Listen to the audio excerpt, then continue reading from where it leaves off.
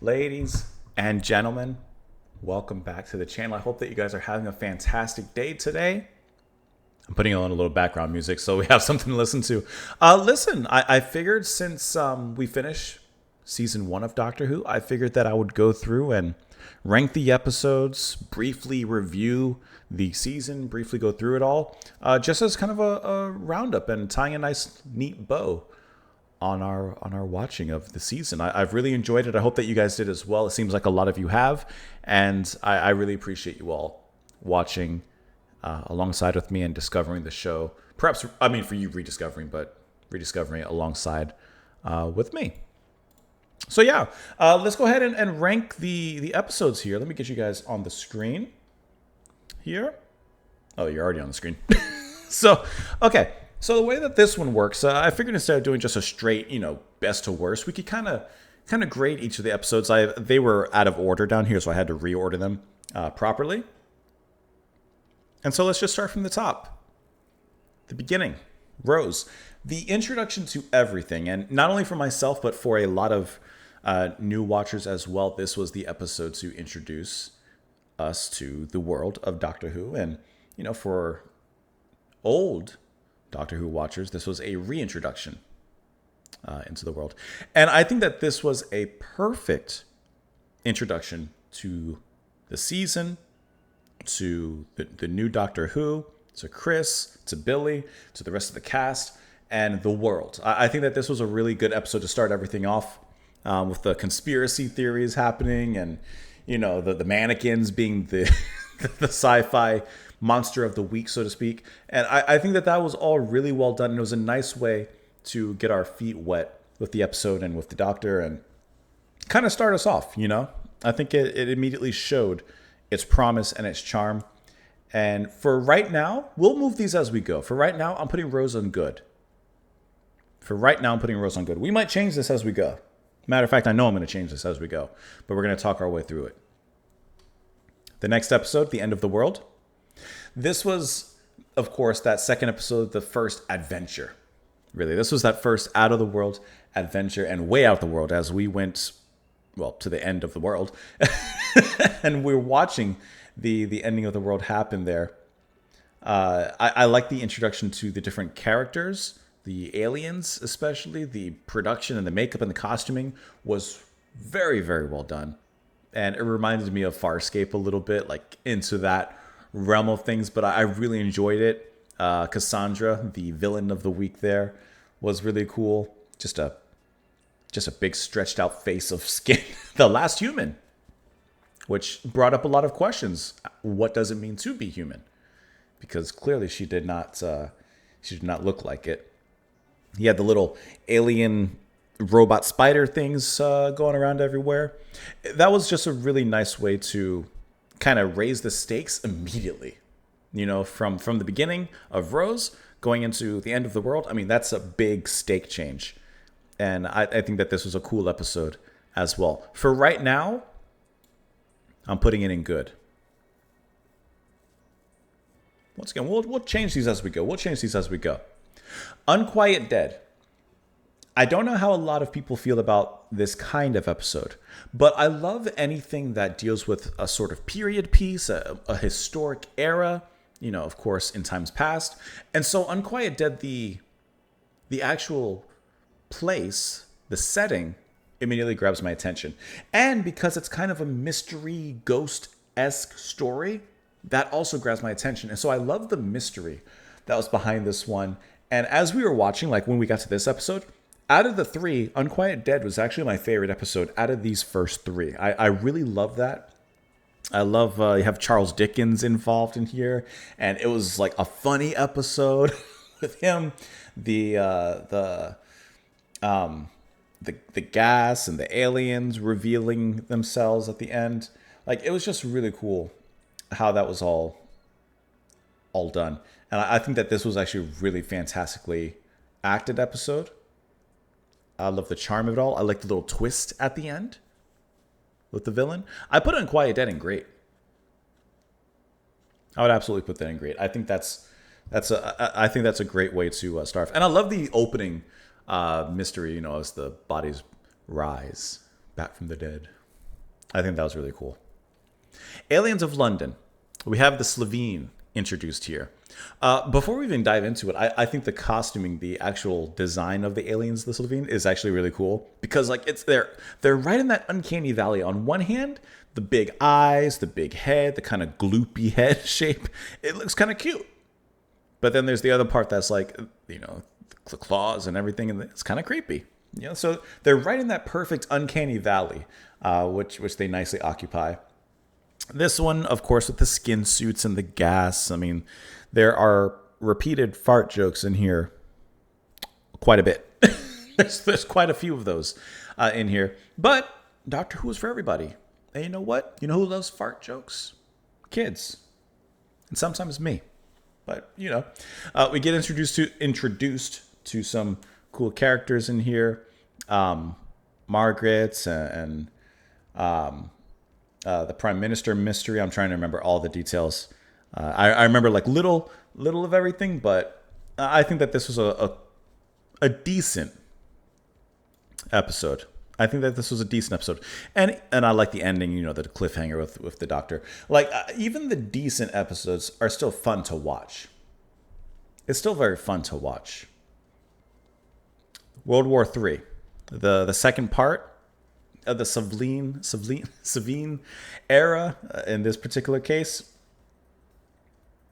I love Harriet Jones popping in here, and she was just a cool character arc for her.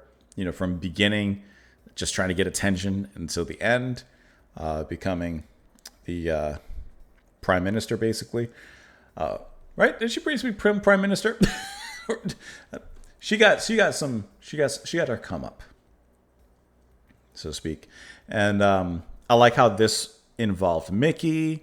This involved some of more of the cast involved here, and I think it's a nice way of wrapping up this particular high stakes, slightly silly, adventurous story. I put World War III right in front of Aliens in London. I think it's a good finish to that two-parter. Dalek, you know where it's going. Do I even need to discuss that one in depth? Dalek is just a perfect 44-minute episode. The stakes are somehow lowered and more contained, and yet just as dangerous and high octane. I've always heard of the Daleks, and now actually getting to see one in action was just awesome. Just tearing through that facility. That was great. And the main character guy, the rich guy who brought this all onto himself, I actually really like his little back and forths with the Doctor. I thought that was like a kind of underrated pairing, so to speak. But man, the Dalek just tore through everything. And for me, the reveal that the Dalek is not a robot, but that's just its armor. That's just its battle suit. And of course, this will be a hint of many things to come. This was a good episode. That was a Monster of the Week episode. But man, that monster makes an impact. A huge impact on this one. And then, of course, you have the now moral conundrum of, the Doctor being, in a sense, related and not related, but comparing himself to the Dalek, or the Dalek comparing himself to the Doctor, that made for some great writing in there. Rose, the human touch, messing up and sullying this particular Dalek. This was a really great episode. Really fantastic. Great action, great adventure, high stakes in a localized kind of area. This was a great episode and just fantastic watch. The Long Game. We go to a TV station in space in the future. I think that this was a good episode. I don't know why I almost said Sean Bean. You have I've forgotten his name. I can see his face. Why can I see his face? Not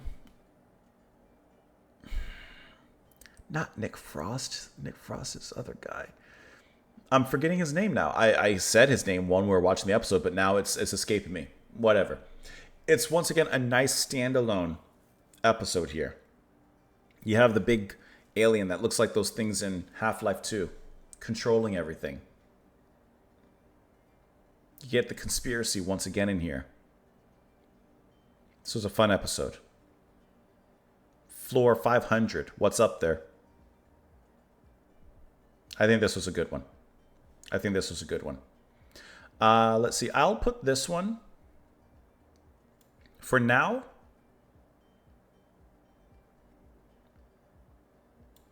Here. We're going to switch that for now. Father's Day. This is the emotional one. Can't speak for you. I put it in the best. Perhaps it's because, I can't help but relate to it. And I'm sure many, many others relate to it. But the whole unraveling of Rose's father dying, her going back in time to stop it, how time travel works and the timelines, the car going back and forth in the background throughout the episode, foreshadowing in a perfect way the solving of the problem later on, the emotional payoff. God. Rose just wanting to be there. And even within such an emotional episode, you still have the creature of the week, the creature feature in here. You still have that featured.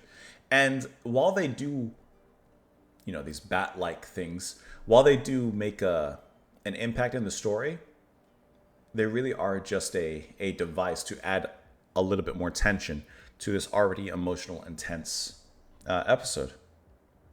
And I think that this was a phenomenal, emotional episode. I think that it was great. It's one of the best for me. The next two-parter, The Empty Child and the Doctor Dances.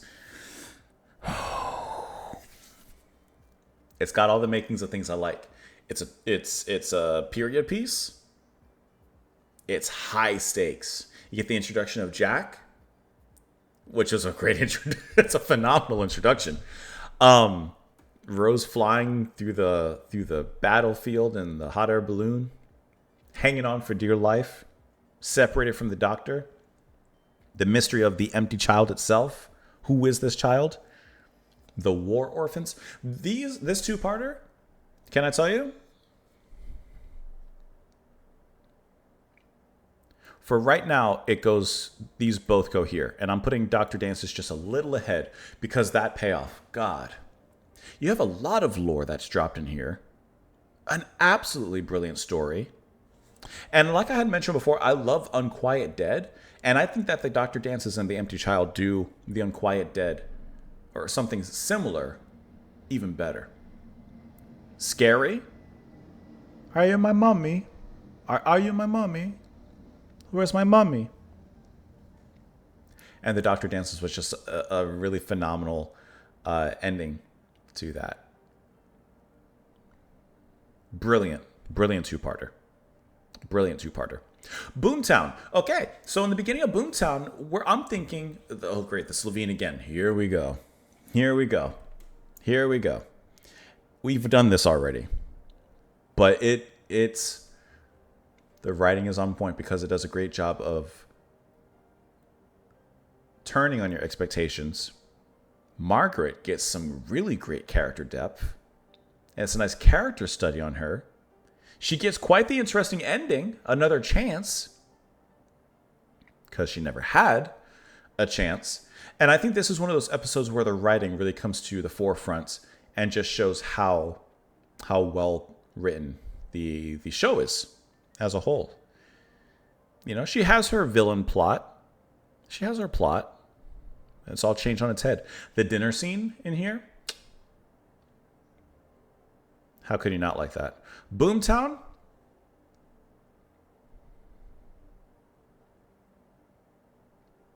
I put here. And while it's right here, I just want to reiterate, it's an extremely well-written episode, a really fantastic one. This is all great. These are all great, but this is really good. That's really, really good. Bad Wolf. Okay, so here's kind of the payoff to the little hints of Bad Wolf we've been seeing throughout the episodes. And we return to the station from Long Game, but this time we're returning with a deeper purpose to unravel a deeper conspiracy. Something's changed here now. And I like how throughout this season, we've revisited previous plots, just like with Boomtown, revisiting the Slivine. But when we revisit it, we give it more depth. We go a little further and a little deeper into it. So Bad Wolf, we of course are getting the revelation of who and what the Bad Wolf is. It starts off literally all fun and games.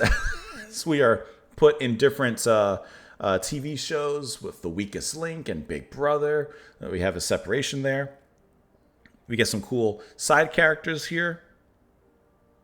Just a really wonderful way to start off, once again, with something kind of unexpected, with fun and adventure. Dangerous fun and adventure. But then moving into the different scenarios and those deeper plots and conspiracies. Jack is on the TARDIS with them, and so he's involved. I love the robots there trying to give him the makeover and such, and that's really good.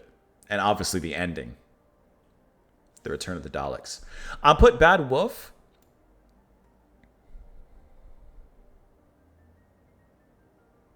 here in good. Here. There you go. That's where I want it.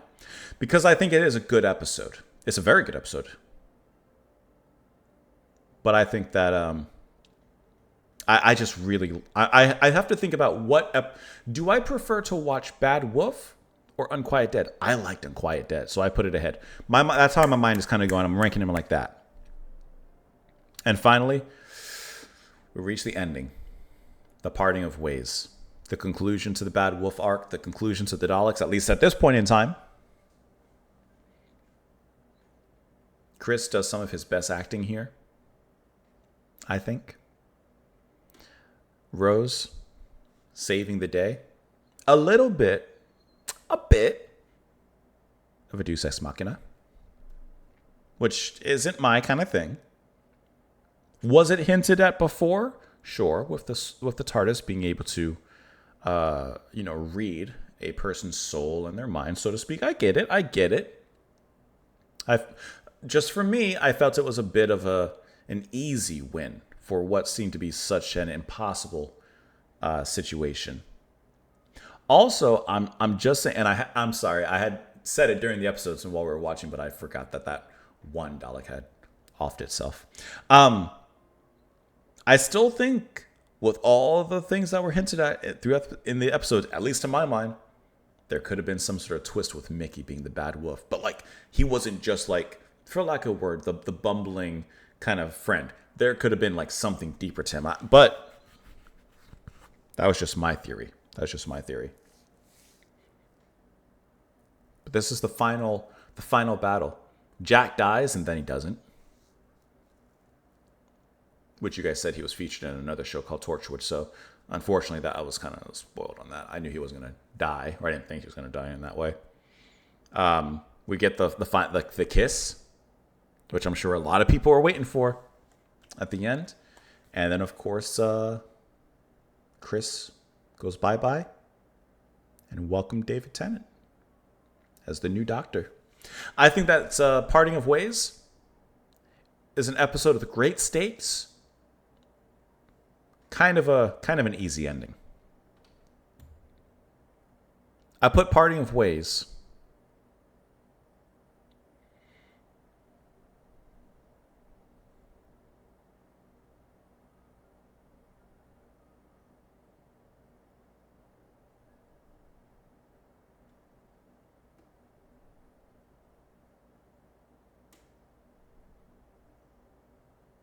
somewhere in here.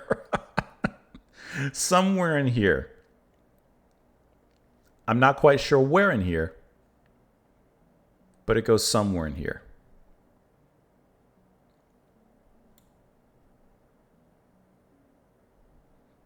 Dalek, Father's Day, Dr. Dances, Empty Child, Boomtown. And I love the beginning of Boomtown when all of the everyone's just like having a great time, just kind of chilling. Mickey, Rose, the Doctor, Jack. I love their foursome. The writing and the conversations I thought were really funny. Unquiet Dead. Parting of Ways. We could put Parting of Ways past here. Bad Wolf, Long Game, End of the World, Rose, World War III, Aliens of London. Can I tell you? I'm not mad at this list. I'm not mad at this list. I think that this, if I had to give a final ranking,